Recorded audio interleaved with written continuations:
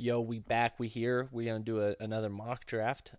This time they have this website. I'll put the website's link into the description. But I wanted to do a lottery sim. Lottery's 2 days away, so this is the last time I'll be able to do this. So let's do it. Autoplay. Hornets goes as expected. This should be Miami. You see at the top it shows you this website's pretty cool, but Miami stays. OKC. Oh my gosh. OKC jumps to the top four. That is terrible. Milwaukee, so no one else has jumped yet. Just the Thunder. This should be the Chicago. This next one should be Dallas. Yep. This next one should be Atlanta. So only one has jumped so far. Yep, still only one. This should be Memphis. Only one has jumped still. It is Memphis. This should be Sacramento, but still only one has jumped. Brooklyn. So the Jazz and the Kings both jump. And then this is most likely going to be the Wizards, but oh yeah, it could be the Pacers, which result in the Clippers. Wow. So here's the top four. Hopefully the first pick does not go to OKC. The Jazz get number 4. Oh my gosh. OKC. Wow. Its third pick goes to the Wizards. Is OKC really going to get the first pick in this? That's annoying. Wow. So the Oklahoma City Thunder are just going to happen to get the first pick. Wow, that is horrible. Well, that's what we're doing. I'm not going to do it again. Let's draft for all teams. It says 2 rounds, but I'm really only going to do one. First pick. If you get the first pick, I guess you could really go with anything if you're OKC because it's just a gift, but it's hard for me to think they don't go with AJ DeBonsa, especially because, like, what AJ DeBonsa's defense is what you're worried about most. He doesn't really offer much three-point shooting, I guess, but, like, he also fits because who knows how long, if Lou's going to be there long term, and if you have, like, Shea, Cason Wallace, DeBonsa, J-Dub, Chet, that lineup is ridiculous. So you get a guy that's the best scorer in the draft. You get a guy that gets to the rim, gets so many free throws. Like, people aren't going to like that. Shea and AJ, the amount of free throws they're going to get is crazy. Even though I'm not a part of the Shea free throw discourse. I think it's kind of dumb, but I think it's just funny that AJ would go here. This is a straight gift to get AJ DeBonsa here. And I don't know how you wouldn't do it. Like, Cam Boozer is personally my favorite prospect in the draft, but I don't like. I think you go AJ DeBonsa. I don't really think they would think about either of these two. Maybe they think about Cam Boozer a little bit, but nah, I would go AJ. Even though Cam Boozer would fit this team fairly well too, but I think they would go AJ if they got the first pick. But oh my gosh, I hope that doesn't happen. Sacramento. This is interesting. If you're Sacramento, you take best available. Your roster's pretty bad. Actually, really bad. They're in a really terrible spot, and you get gifted the second pick. And I think you're getting who is the best prospect in the draft. I personally, this is what I think, and I think they get gifted with Cam Boozer at number 2. Let me talk about Cam Boozer a little bit. The amount of stuff Cam Boozer does on the basketball floor, I think, is underrated. People lower his ceiling, but he's the youngest player in the draft. He can shoot. He doesn't shoot a lot of mid ranges, but he did in high school. I think that was more of a Duke thing, and they're super analytically driven, and that's why no one really was shooting mid ranges like that. Cam Boozer is literally good at everything on the offensive end, every single thing. You can't name me something he's not good at offensively. And then, defensively, is he amazing? No, I don't think he's amazing. I think he's better than AJ DeBonsa, though. I think he's a better defender than AJ. And I think he does more good things offensively than AJ. And he's younger than AJ. So I don't know. I don't know where people get this low ceiling stuff. I don't know why people don't like Cam Boozer as much as me. I feel like he should be consensus number 1.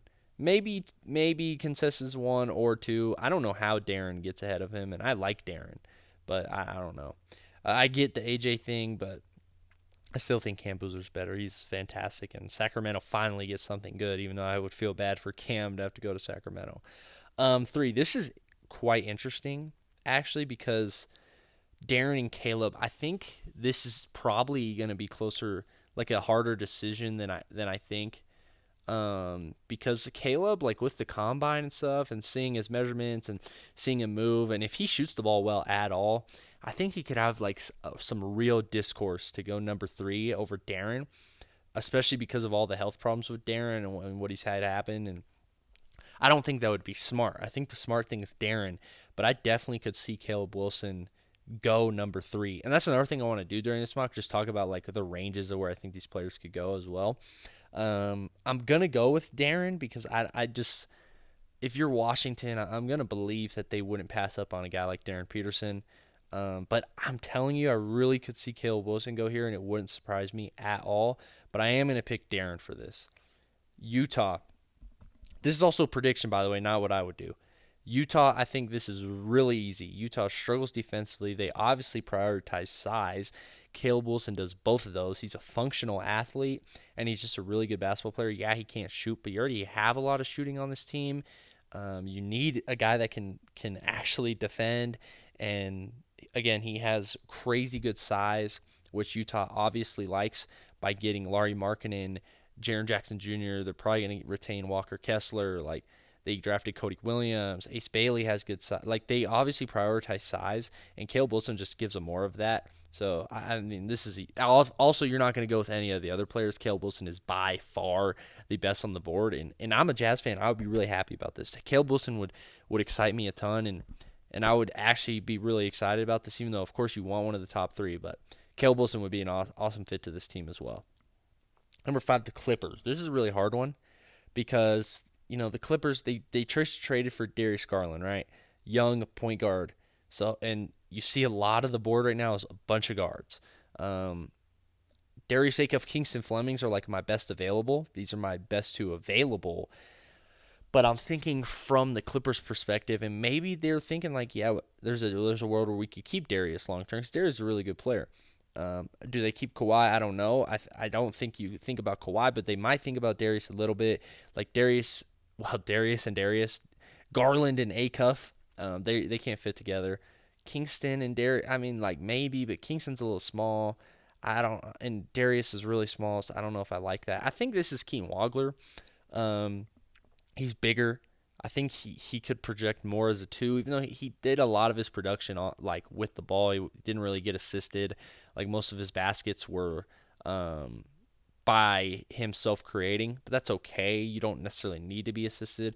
I still think he fits next to Darius better than the other ones, just with size, and defensively, I think he could fit a little bit better. He's another guy that can shoot. He's just a really solid player. I wouldn't necessarily pick him here because I like Michael, Kingston, Acuff. I even like Phylon more than Wagler. I like on my big board. I like Wagler.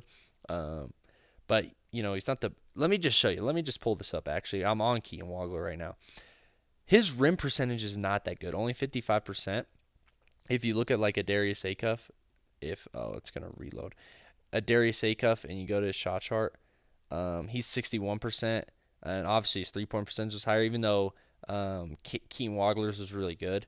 If you go to Michael's even, Michael's is 63%, only 34% from 3, but like we know he's a good shooter. We've seen him play before. And then Kingston actually isn't great either, but it's better, 56%. So they're about the same actually. But Keem Wagler also, like if you look at these numbers, his offensive like creation, it only says 77%, which is like super surprising. His impact was crazy. Offensively, he is really good, and he shot 40% from 3, which is a really, really, really good number. Shot most of them out here because he's self-creating at the top of the key, wasn't really getting assisted. That's kind of my point with him. But still, I think for the Clippers, this is something that fits more than everyone else, and he's just really good as well. They might even have him ranked higher than an Acuff, Flemings, who knows.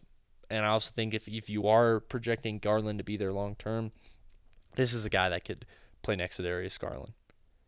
Next, the Brooklyn Nets. So this is another weird one because they drafted Ben Saroff, Nolan Traore, Yegor Dioman, Drake Powell, Danny Wolf, but they drafted a ton of guards.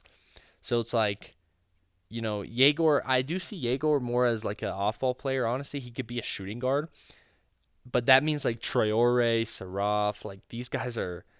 if you draft another guard, I mean, you're just not. Those guys are not part of your long-term future, if we're being honest. But you also drafted them in the 20s, so they don't necessarily need to be. One of them could be a backup guard. You can't really play them both. You're kind of just really guard heavy, but at the same time, these three are the best players available. And I think Phylon's up there too. Burries is up there too. Actually, I don't think they're gonna go with Burry. So part of me like kind of likes Acuff, but like an Acuff Jaeger backcourt is like I don't know. I don't know defensively if that will work. Michael could be interesting. Like I think Michael would be really interesting on this team, but I like Kingston the best. He's number 5 on my beat board. He can shoot, so can Michael. They both can shoot, but he actually was more productive. He played on a Houston team that, they were pretty like clunky offense, hard with the spacing of Houston, and Kingston still produced a crazy amount. Defensively, he projects better than not Burries, but then Michael and Acuff, I think definitely Acuff. Michael's probably close, but I would lean Kingston. So I think Brooklyn just goes with Kingston. Kingston Jaeger could be interesting because Kingston self creates a lot, can get downhill. Jaeger doesn't really do that. He's more of a shooter, but he also has size. So I actually think Jaeger and Kingston could like fit together fairly well. So I would go with Kingston Flemings here. Memphis, this is an interesting one as well. They have a lot of guards. Like they have Scottie Pippen Jr., Ty Jerome, Walter Clayton Jr. They have Cedric Howard. He's more of like a wing type of player, but still, like you have these type of guards. I feel like I'm forgetting someone too, but I cannot think. I don't know. Well, John Morant obviously, but I'm not thinking about John Morant long term when I make this pick. I could see an Acuff next to Edey. I think could be interesting. Michael next to Edey, I think would be really good, but it's like, are they taking Michael over Acuff? Maybe, because defensively with Cedric Howard, like I think Acuff could be interesting next to them. Acuff can really shoot it, man. He shot it so good. This is tough. This is really hard because like I like Braden Burries for them as well with all the guards they have, with Jerome, Pippen, Clayton, who they just traded for. I like Braden Burries next to all of that, but Darius Acuff is like it's really hard to pass on him here. I'm going Darius Acuff. I think his ceiling is too high and offensively he's too good. And him next to Edey, and Edey could send him some of the best screens in the NBA. Acuff can really pass it too. They're going to have a lot of guards to figure out how to play these guards next to each other, but regardless of who they pick, they're really not centered around winning next year. So I think you go with Darius Acuff, man. He's so good offensively. Darius Acuff is so good offensively. He shot the ball so well. He can really pass. He has a good handle. His offensive skill set is just absolutely incredible, but he just plays no defense at all, and he's such a negative defensively that's hard. But I don't know. It's hard for me to see him drop past the Grizzlies here. Atlanta, this is interesting because something that I think Atlanta was really missing was another ball handler. Like they had CJ McCollum, and he had a really good playoff series, but Nikhil, sometimes he struggles under ball pressure. Dyson Daniels, you're not really trusting to go out there and make plays offensively. He's a defensive guy. So I think you could use another ball handler, another guy that you can handle ball pressure, can also create. Shooting's always good. And then you have that right here in Michael Brown. Like he's literally just sitting here right for you. It's hard to say that you would pass up on Michael. I think Burries could be interesting, but he doesn't really solve those problems. He's just like a good player. LeBaron, you could get behind too. I think this is either a LeBaron or Michael pick, depending on Michael's back and how that comes out. If his back is totally fine, Michael, like going into this, I thought he was going to be the number 1 guard selected. Well, number 2 after Darren, and he didn't have a great season. But if you go to his previous games before college and like with that USA ball, he was so good, and I think he could be another ball handler and a guy that can create and can shoot. And I think that's what Atlanta needs. They also need a center. So I could see a Adai Mara here. That wouldn't be ridiculous to me if they went with Mara. I could really see that happening. But they have another pick where I think they could address center. And this part, I think you just go with Michael, who's not like, you can't just address and get a Michael Brown later on. You're not really going to get a Demara later on as well, but I would see Michael going here personally. Now for Dallas. Dallas, I think, is tough. I think LeBaron works best next to like a stretch big, and they don't really have that. They're like Daniel Gafford, Derek Lively. This is like their big rotation. It's not stretch big at all. You have Kyrie Irving, like Burries and Irving. That would be interesting. LeBaron and Irving, I think would be cool. Obviously, Cooper Flag's there. That's like your long term piece. Um, I mean, it's either to me, it's either Burries or Phylon. Really close. I have them ranked really close next to each other on my big board. Who do I think they would go with? That's really hard. That's really hard. I think a lot of people might be higher on Burries than I am. And if I'm predicting, I think I would go with Braden Burries. I mean, he's a really good rebounder. Um, he's really good. He spaces the floor. He shoots the ball well. He makes quick reads off the catch. He's a really good off-ball player in general. He defends. Like, he just does everything really good. He might not have a crazy high ceiling. Like, LeBaron's ceiling is definitely higher, but he's more of like a functional piece that's easier to like fit around other players. And I think like getting just like good functional players next to a guy like Cooper Flag is good. Obviously, at some point you want to get a lead guard that can really score. I think that can help. But having a Braden Burries, Cooper Flag with the center rotation of Daniel Gafford and Derek Lively, and then you have PJ Washington on the team still, and Kyrie is still there. Obviously, he's not more of the long term, but he is on the team. I think Braden Burries could be really cool next to Cooper Flag. We'll see how his combine measures. I don't think he's going to measure that tall. We'll see how he shoots at the combine. He's probably going to shoot it really well, which will intrigue people for sure. So I'm going to go with Braden Burries here. Really good player, and Dallas could be really happy with that. Chicago. To me, this is pretty easy for Chicago. Their center rotation is absolutely terrible. I think a Daymar could even go higher than this, but he's absolutely huge. I think his passing is really underrated. Obviously, his defense is spectacular as a rim protector.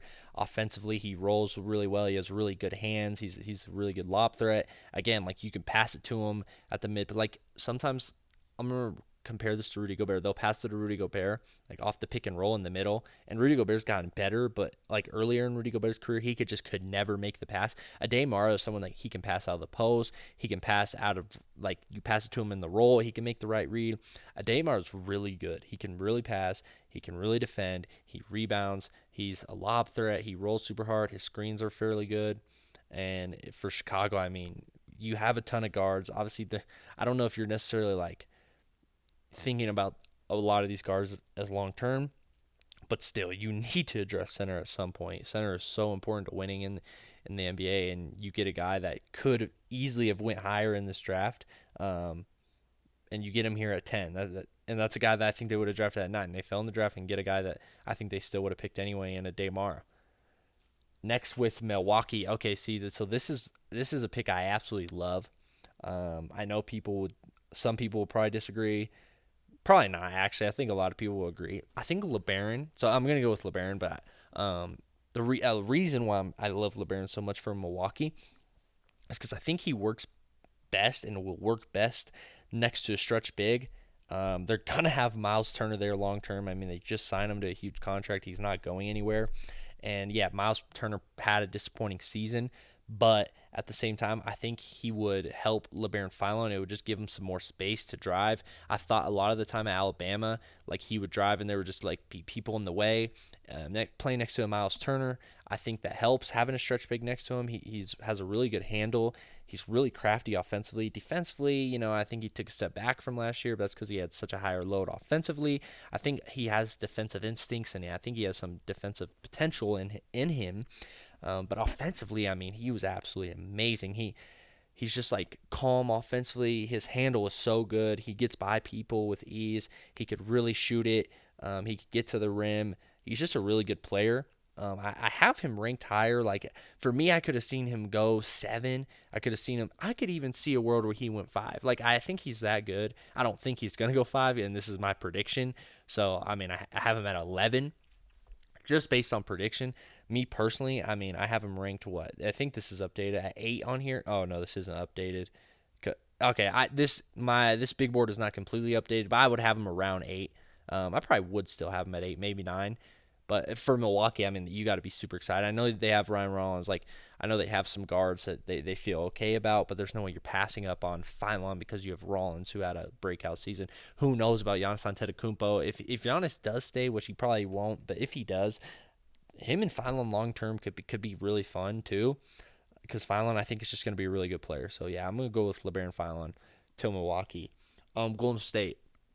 This is tough. I could see multiple things happening. I see a Heinz Steinbach. I could really see a Heinz Steinbach because he can really rebound. He's really good offensively. I think sometimes they're missing offensive punch, and you have like Porzingis and then coming with Steinbach. I think that could be a really good rotation. Steinbach and Porzingis, they do different things. Steinbach's more of a rebounder, like he gets downhill really well. Porzingis is more of a stretch big, really tall, maybe not the best rebounder though, but like you could also go with just a really good player in Yaxel Lendeborg, and he's a play now. He's going to be good right away. He's good at so many different things. He has so many different skill sets that he's good at. You could also think of like a Dalen Swain, a guy that is kind of similar to H.A. Debonsa in a way, like the way he gets downhill, the way he can really drive, the way he can really get to the rim. His shot actually like was decent this year, small sample size obviously because it's just one season in college, but he still shot it fairly well. Um, these three I could really all see going to Golden State. What do I think they would do? I mean, they're just like such a smart drafting team. I like Steinbach for them. I think Steinbach just makes a ton of sense for their team, but I'm not mad if you go with the Axel Lindenborg. I'm not mad if you go with Jalen Swain either, or Dalen Swain. I think I said Jalen Swain. Dalen Swain, but I'm going to go with Heinz Steinbach. I think he fits in Golden State really well. Miami, this is an interesting one. This could certainly be Yaxel Lendeborg. Like Yaxel could go higher too. I feel like I always have him go to OKC, but OKC jumped in this. He could go to Golden State. He could even go to Milwaukee potentially. Like he's just good. He could go. He shouldn't go to Cleveland or Milwaukee honestly, but Golden State he could really go. This is hard. Like again, I like Taylor Swain here. I like Yaxel Lendeborg here. It's hard for me to think Yaxel falls past 13. Like I honestly feel like this is probably the furthest he will fall is all the way to 13. And I mean he fits Miami. Like I think Miami's not afraid to draft older, really talented people. And Yaxel just does so many good things defensively. He can really guard. He has good positional size. He shot it well. He shot it off the catch this year. Of course, he's a really good driver. He's super physical. And again, like I don't think people realize how important the fact that he shot it well and he was good off ball. Dude, that's so important. He can pass. He just does everything well.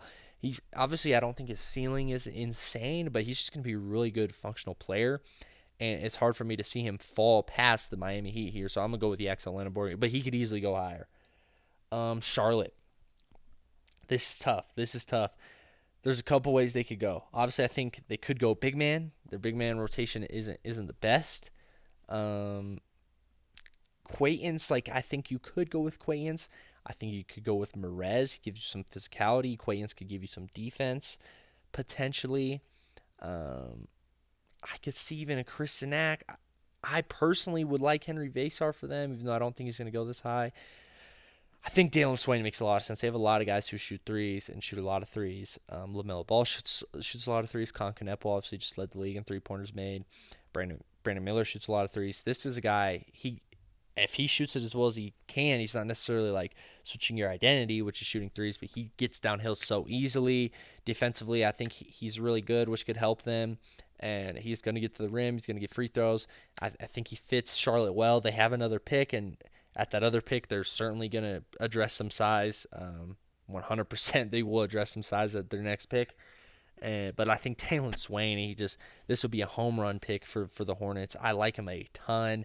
I think he fits Charlotte almost better than anyone else in this draft, personally, in my opinion. So, yeah, this is an easy Dalen Swain for me. Next, Chicago. So we picked a Demara for them. Again, I'm just going to make this clear. This is what I'm predicting. This is not what I would do. I do not like Nate Ament as a prospect, not really at all. I have him ranked super low compared to other people. But to me, as a prediction, right, the Bulls have a ton of guards. They just drafted Demara. Obviously, if you have a Demara, you could really buy into the digging size and trying to have good positional size. Nate Ament does bring that. Obviously, he has some potential. He isn't great offensively. He's not efficient. I think he gets moved off his spot really easily. He takes some really bad shots. He settles for middies way too often. Defensively, I mean, he has some good traits, but I mean, I don't necessarily love him defensively. I don't love him as a prospect, but if you get to Chicago here, there are some positives. Maybe that three ball stays consistent. Maybe you could, make him into a smarter offensive player. He has really good size. His athleticism, I think, is there. Defensively, I mean, I think at some point he could bring you some value. You get a Demara and Nate Ahmed that's crazy positional size, and it's hard for me to think they go anywhere else. Like, I think Merez would be a really good pick. I think Merez would be an outstanding pick for Chicago. But I don't know. It's hard for me to see Nate Ahmed falling past here. I think Chicago would go with Nate Ahmed because then you have Noah Senge, who they just drafted. He has really good size. Nate Ahmed has really good size. Ademara has really good size. Josh Giddey presents some pretty good size. Like, you have a lot of people that present some good size for you, and I just think this seems like the pick that they would do. And if I'm predicting, I'm gonna go with Nate Ahmed for them, even though I don't personally love it. Memphis. Let me just look and see who we drafted. Oh, yeah, we drafted them, Darius Acuff Jr. With that being said, I think, this is tough. So, they don't really have a lot of big man depth outside of Zach Edey, who Zach Edey's really good. I'm really between two players here. Jaden Quains. He could provide some really good defense. He's kind of like a mysterious type of prospect because he didn't really play this year. But if you get your center rotation Quaintance and he ends up panning out and Edey, your center rotation is going to be really good. Defensively, your center rotation is going to be really good. And especially if you're going to have Acuff here, man. Oh, well, I didn't mean to click it, but I picked Jaden Quaintance, which is probably what I was going to do anyway, even though I did not mean to click that. But Jaden Quaintance, I mean, he has some potential defensively at Arizona State when he was 17 years old. He was phenomenal. There was that workout video where it looked like he was moving really well. Can I click on Quaintance? Oh, wait. Okay, yeah, we're just not gonna do that. Man, and having 48 minutes of center rotation of Quaintance and Edey, and you got Acuff in this draft. If you're Memphis, I mean, this is something you could be really excited about. I think Morez Johnson is also someone that's like, I would be pretty excited to get Morez Johnson if I was them, because he's just so physical, NBA body, defensively he's really good. I think that would fit Memphis pretty well. They draft really well too.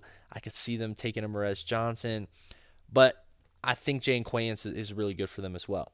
Now to OKC, they got AJ Debonsa, absolute gift. Now you could maybe go into something that I feel like you need. They don't really need much if we're being real. They kind of needed shooting. Then they addressed it with Jared McCain. They have Aaron Wiggins, who doesn't even play. So it's like, do you really need shooting? I don't know. I don't know. You have size. You have Isaiah Hartenstein, Chet Holmgren. You have Jalen Williams, the other Jalen Williams, not J-Dub, but Jalen Williams. He has some good size. He's been playing insanely well. You have Thomas Sorber, who hasn't even played a game. I don't know what you even need at this point. Your guard rotation, you have Shai Gilgeous-Alexander, you have A.J. Mitchell, you have Cason Wallace. You have Jared McCain, Aaron Wiggins. This team is insane. They just got AJ Debonsa in the draft, and you still have Lou Dort, J-Dub. You know what I'm saying? They don't need anything. So I'm here, and I'm like, okay, you probably just take best available. And what do I think best available is? Man, that's tough. Bennett Sturts is my personal best available. Do I think they would go with Bennett Sturts? No, not really. I don't really think AJ Mitchell's just so good. I don't what do you need Ben Sturts for? I guess you don't need anyone though. You don't need any of these guys. But if anything, maybe you try to think about Isaiah Hartenstein potentially leaving, and you're like, okay, we could use another big body that uses some size that could bring us a little bit of what Isaiah brought us. And then you go with Morez Johnson. That's kind of what I think I'm leaning towards. Maybe they would go with the Kareem Lopez as well, just like a guy that can play off the catch, does some good things defensively. Maybe they would go with the Kareem Lopez. They've drafted out of places like New Zealand before, they've drafted overseas before. That's tough. I could see Kareem Lopez, but I think Morez just makes more sense. I personally like Cameron Carr a lot. I don't know if they would pick him. Chris Sanak, I think, could go here too. I like Bennett Sturts is my highest on my big board so far, but I'm gonna go Morez Johnson. Maybe you plan on Isaiah Hartenstein potentially leaving, and you get a guy that gives some of the value that Isaiah brings. Charlotte, let's look who we drafted. We drafted Dalen Swain, right? So, I mean, here, like I said, you're definitely going to address center. I almost just drafted Cameron Carr on accident. Me personally, I like Henry Vasar the most, but this is what I'm predicting, right? I don't think Vasar is going to go ahead of Sanak. I just don't. And I'm saying I'm going to address center. I mean, I guess you don't have to. You could go with Ben Asserts. I just feel like you should address center. You could go with Kareem Lopez, I guess. I really think they should address center at one of these two picks. And Chris Sanak, he definitely has some potential. Like, Chris Sanak played weird at Houston. He shot a lot of mid-range jumpers. Like, I don't know. I didn't like his shot diet at all, but they could definitely fix that. He still sets pretty solid screens. He can roll. He's athletic enough to go catch lobs. Like, he's an insanely good offensive rebounder, which is something Charlotte already was doing with Diabate. He could really rebound, and this could give you 48 minutes of just great offensive rebounding. You don't really have to switch your identity at all. Now you have Dalen Swain, who provides a little bit more value to you driving the basketball, and now you have a Chris Sanak Jr., which keeps your identity, just gives you some more center minutes, so it's not just Diabate, and I really like that. I've honestly kind of convinced myself of Chris Sanak Jr. in the moment, and now I really like this. So yeah, now that I went with Chris Sanak Jr., like Charlotte's draft is almost one of my, like, this might be my favorite one. Getting Dalen Swain and Chris Sanak Jr., I think they both actually fit really well on this team. And at 14 and 18, getting this type of value, I don't know. I like it. I really like it. I like Charlotte's draft. Let me just look and make sure I'm not lying to myself. Is there anyone else? Ooh, like, nah, because the only other team with 2 picks is Chicago. Oh, well, OKC. I mean, OKC's is the best. But I like Charlotte's the second best for sure. Well, not they didn't have the second best draft. But I like it for where they were, because obviously getting Cam Boozer is better than getting Swain and getting Chris Nack Jr. Okay, anyways, let's move on. Toronto. Toronto is, what was their problem in the playoffs? Look, they have a lot of physicality. Defensively, they're really good. They sometimes lack scoring ability, some scoring punch. You have Emmanuel Quickly, obviously, who didn't play. He would have provided some of that, but even during the regular season, they kind of needed more of that. Jamal Shed is really good, and I think people might think this pick is kind of getting rid of Jamal Shed. I don't think so.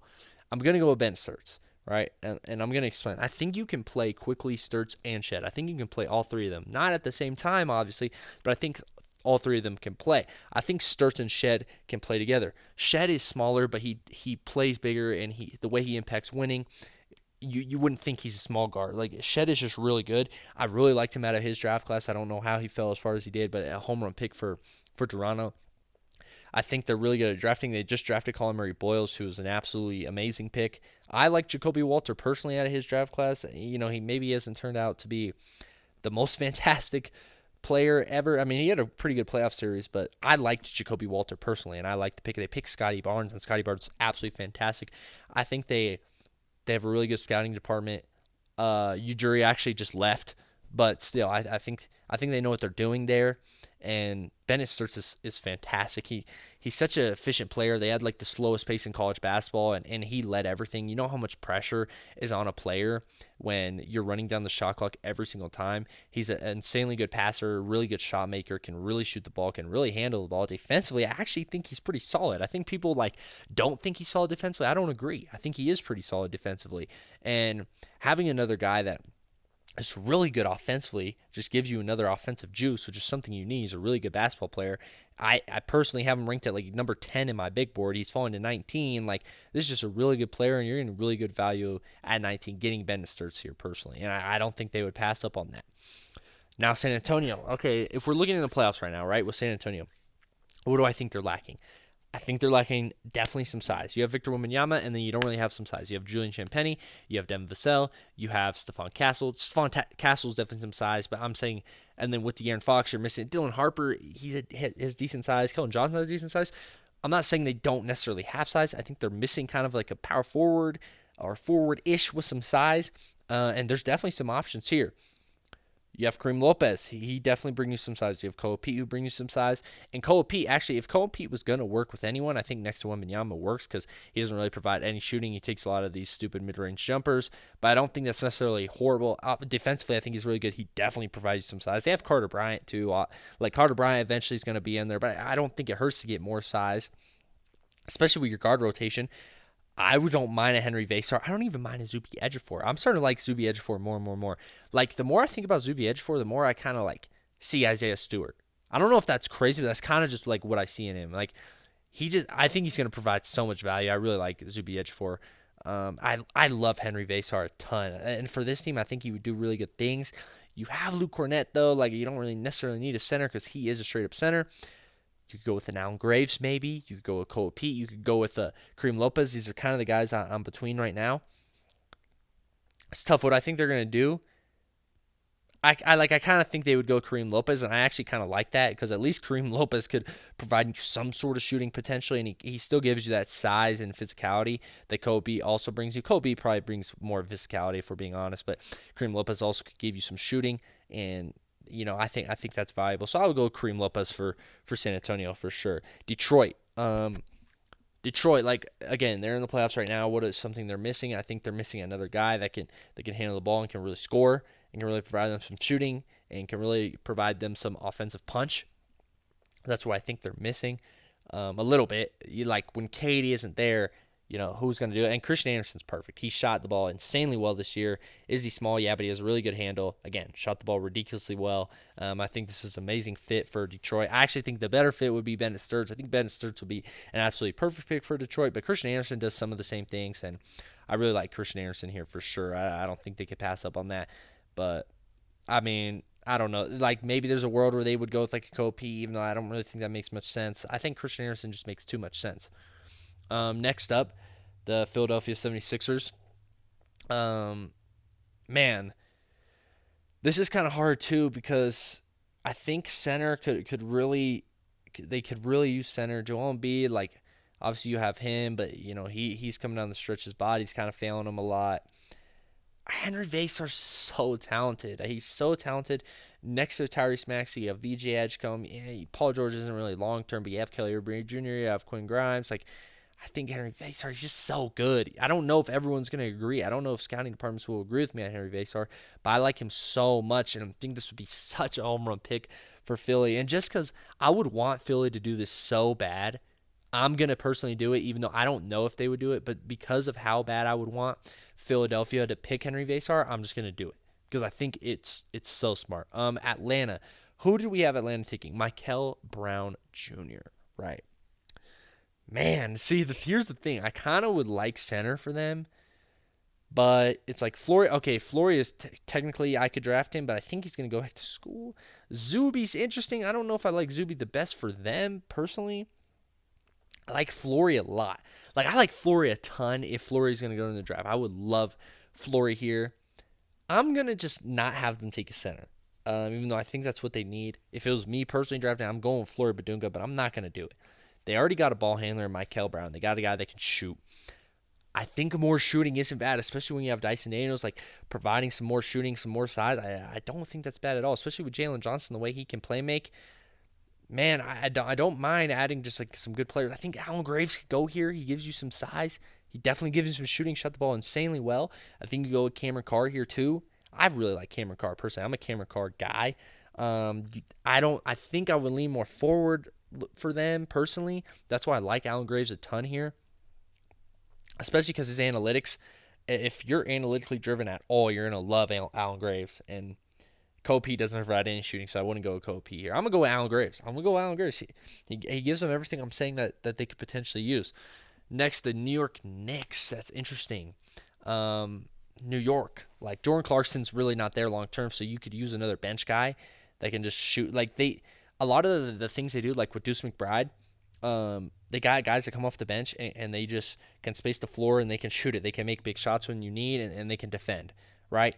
Cameron Carr does that literally exactly what I just said. That's what Cameron Carr does. That's just what he does. That's what Cameron Carr does. I think a lot of people would like Isaiah Evans. Isaiah Evans really improved defensively. I think he improved a ton defensively, but it's like Cameron Carr fits everything I think you would use on the Knicks. Obviously, he's going to be off the bench because you're not starting over Brunson, Michael, OG, Karl-Anthony Towns, Josh Hart. You're not going to start over any of them, but like Jordan Clarkson, he's not Jordan Clarkson. I honestly think he could be better than Jordan Clarkson. I really like him. I think he's a starter caliber player that will contribute to winning, and I love Cameron Carr for them. His wingspan is going to be insane. He can really get to the hoop. He can really shoot it. Defensively, I really like what he does, so I love this. Oh my gosh, the Lakers. This is such an interesting one. Again, like Isaiah Evans would be so cool next to a guy like Luka Doncic. He's just a flamethrower. He's improved so much. Like he's kind of exponentially improved. And if he keeps doing that, I mean, he could be special. They drafted a Thiago last year, and I love a Thiago. I think at some point he's going to really contribute. I think Luka Doncic, oh, dude, I'm just getting excited thinking about this. If you have Luka Doncic, this is what I'm talking about long term. Luka Doncic, Austin Reeves, right? Assuming Austin Reeves is there long term. Isaiah Evans, a Thiago, Rui Hachimura, their center rotation's not great. This is what I was going to talk about also, but just having these guys on the team, like Luke Kennard, if he stays there long term, I mean, he's having a really good year for himself. I really like Isaiah Evans, but at the same time, Flory, I'm telling you, Flory with Luka Doncic would be super fun. Would be an amazing fit on the Lakers. And I love Flory Padunga on the Lakers. This fit would be awesome. The only reason I'm kind of not wanting to take Flory is just I don't think he's going to be in the draft. I don't think Flory's going to be in the draft, so I don't want to take him. I don't want to take someone like Ruben Chenula. I also would like for them. Man, wait, did Mo Krivas go back to school? Oh my gosh, Mo Krivas isn't going in the draft. Wow, I didn't even realize that. Okay, interesting. So yeah, I would have loved Mo Krivas here. I would have just taken him, but I didn't realize he went back to school. Flory Badunga, I'm gonna go with Isaiah Evans though, just because Flory, I don't think he's gonna actually be in the draft. And Isaiah Evans, dude, him next to Luka Doncic, and if he keeps getting better like he has been, man, that would be a really good fit. That'd be really cool. Denver Nuggets, I would have loved Isaiah Evans for the Denver Nuggets. But they need some defense. They didn't get any backup center play at all, none. They didn't get any backup center play whatsoever. Jonas Valanciunas was terrible, and I'm telling you. This guy, I'm starting to like this guy more and more and more. Defensively, he is absolutely amazing. Absolutely amazing. I think his passing is a little underrated. His shooting's not great, but he at least decided to shoot the ball. He's insanely physical. He's going to give you good minutes. He plays harder than anyone I've probably ever seen play. He gives you some really good size. Maybe he's not the tallest, but he's physically insane. He would give another vibe when Jokic goes out of the game. You could just get a whole nother type of play. He definitely helps you defensively, which is exactly what you need, especially from the center position. And I'm starting to like this guy more and more and more. I see Isaiah Studer out of him a lot. I could really see that scenario happening, and I'm going with Zuby Ejiofor. I really like Zuby Ejiofor. I think the combine's going to help him out. I mean, if he can shoot the ball at all, too, oh my gosh, this guy is going to be amazing. Defensively, no one's worried about him. He can guard the perimeter. He can really protect the rim. He's super physical. You can give it to him, and he can run delay action. He can run from the top of the key, give dribble handoffs. He can do a ton. He's going to fly up my big board. I already know he is. Just when I do my updated big board, I know he's going to be higher. Because right now, I probably have him around 30. That's probably end of the first round. He's going to be higher than 30. I'm just going to let that be said. And for the Denver Nuggets, I think this is an absolutely home run pick for them. So I'm going to go with Zuby Ejiofor for them. Boston. Okay. I would actually like Zuby Ejiofor for Boston because, I would like Flory Badunga, but I've already said Chinula, their center rotation wasn't good. They didn't even play Vooch. Luka Garza just isn't really a winning player. I don't know how I'm forgetting their start. Oh, Queta. Yeah, Numens Queta. I like him, but he's, you can't really rely on him necessarily. So it's tough. I would have really liked the center for them. I just don't really see a center available. So, what else could you use? Maybe a guy that can get downhill more because they have a lot of guys who, get in the game and shoot. Maybe you have a guy that's, physical, gets downhill.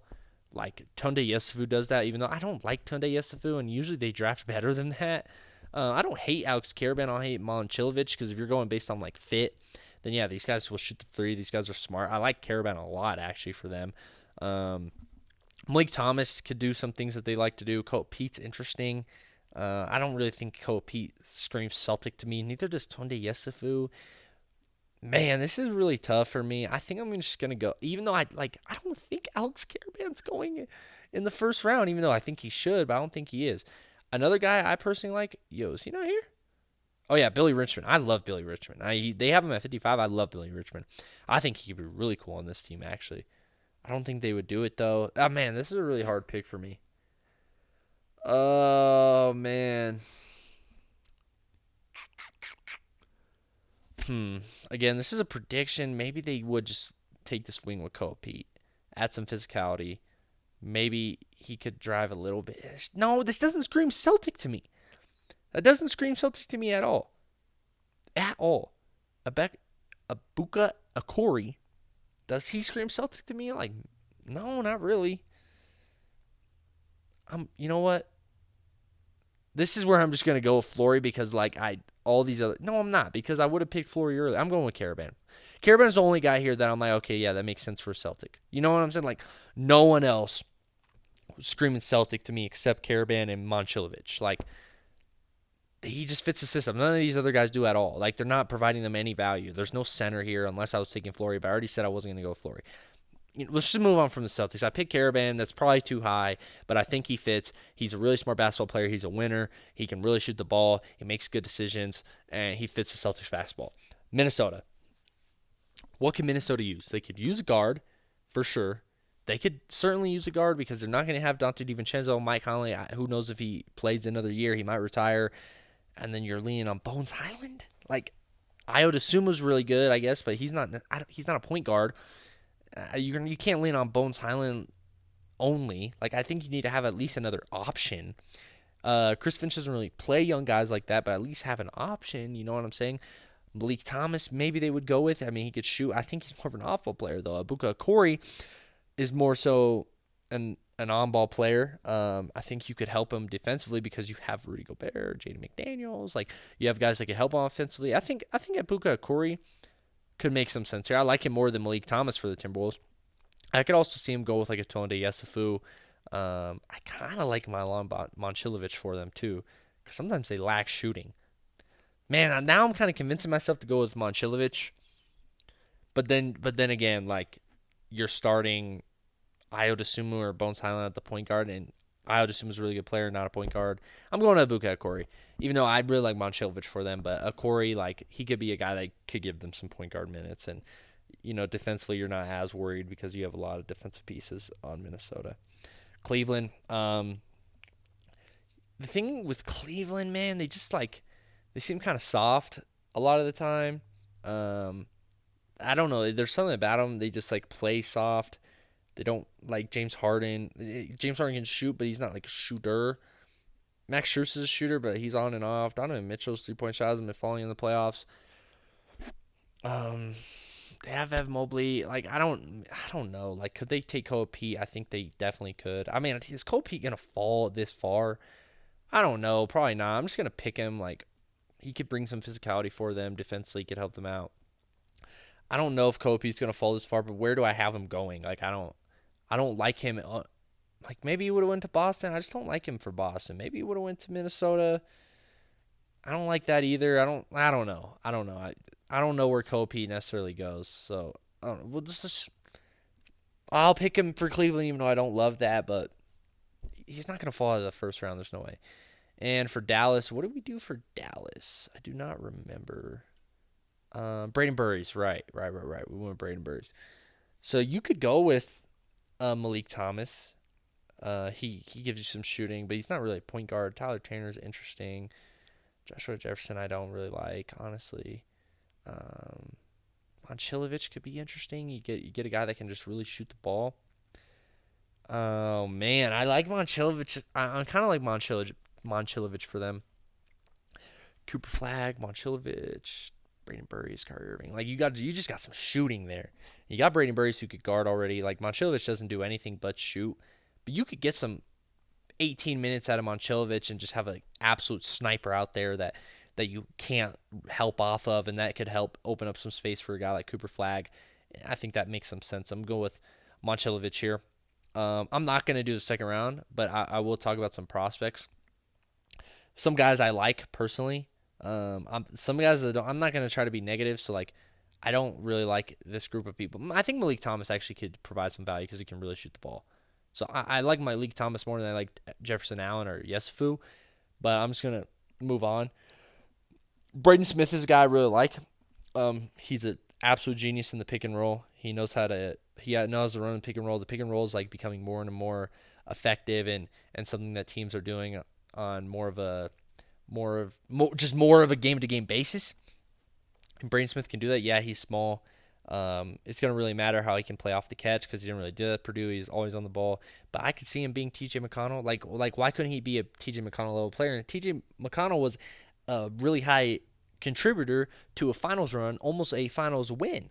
So, like, Braden Smith provides a ton of value. The right team gets him, and he could play immediately and have an impact right away. He's a guy I really like. I've talked about Flory already, really good player. Tyler Tanner's actually really good, too, but I don't think he's going to be in the draft, so I haven't really talked about him. Chinyulu, insanely good rebounder, really good player. I don't think he's going to be in the draft either, but I really like him. Baba Miller, he has some really good size. I'm, like, pretty intrigued by Baba Miller. Trayvon Brazil, again, really good size, super athletic. I thought he bought into his role this year in Arkansas. He was just a really good player. I really like him. Emmanuel Sharp can really shoot it, but I don't necessarily love him. This is probably around where he should go, but he can really shoot the ball. But everyone knows that. Billy Richmond, I love. Okay, I got to talk about Billy Richmond. I think he's a first-round level prospect. Probably won't stay in the draft. Probably will go back to school, but super athletic, insanely athletic, and really guard. Like, he kind of reminds me of like a Herb Jones a little bit. Like, he kind of reminds me even a little bit of like Jaden McDaniels, but like shorter and like more fast and athletic instead of long. He cannot shoot it. That's like his problem. He just can't shoot the ball.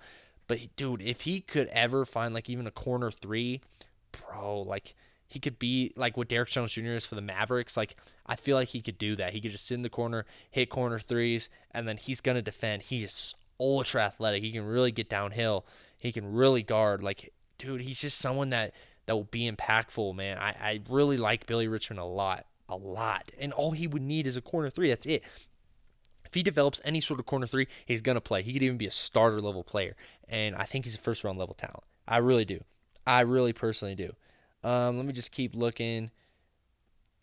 Yeah, Jeremy Fears. Jeremy Fears is another guy I actually like a 50% assist rate. I think he's way too low. He's kind of like Braden Smith, just worse in my head. I think he could provide some value. The fact he's at 70, I think is a little ridiculous. Malik Brown, I would have him a lot higher. A guy that could come off your bench, give you like 12 minutes, be like a third center in your rotation, could play some really good defense. I think he could provide some value. I think he should be higher than 75. Is there anyone else? Like, at this point, there's probably not. Probably no one else worth like talking about, really. Fletcher Loyer can really shoot the ball. I'll say that he can really shoot. He can shoot the ball. He'll get on a roster. He can shoot. He can really shoot, man. He can really shoot. All right, yeah. There's no one else. Last thing I want to do before I end this off, because this is probably really long. I don't know how long I've been going, but I know this is gonna be really long.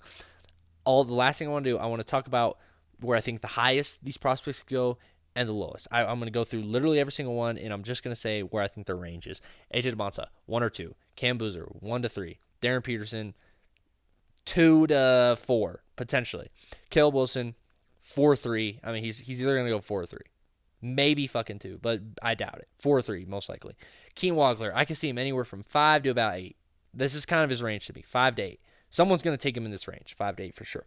Kingston Flemings, I can see him anywhere from 5 all the way to down to like 9, maybe even 10, maybe even 11. I think the lowest I can see him is about honestly like 9.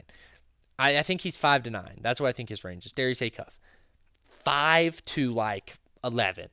I think people could get really scared of Darius Acuff. I think his range is more like 5 to 9 as well. I think he's going to go in this spot. I'm going to say 5 to. These two are kind of similar in their ranges, in my opinion, for different reasons. But Michael, he's weird. Like, I don't really see 5 for him. I could see these guys going 5. I don't really see Michael going 5. I'm going to say 5 still because like it's possible. I'll say like 5 to.